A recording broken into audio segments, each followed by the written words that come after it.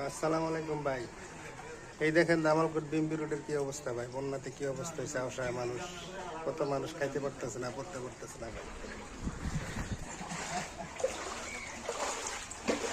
দেখছেন ভাই, এই যে মুরব্বীরা কত কষ্ট করে যাইতেছে ভাই, কষ্ট করে যাইতাছি। এই যে খালারা কত কষ্ট করে যাইতেছে। এই যে দেখেন আমার এক ভাই কত কষ্ট করে আইছে ভাই, লুঙ্গি কাঁচা দিয়া।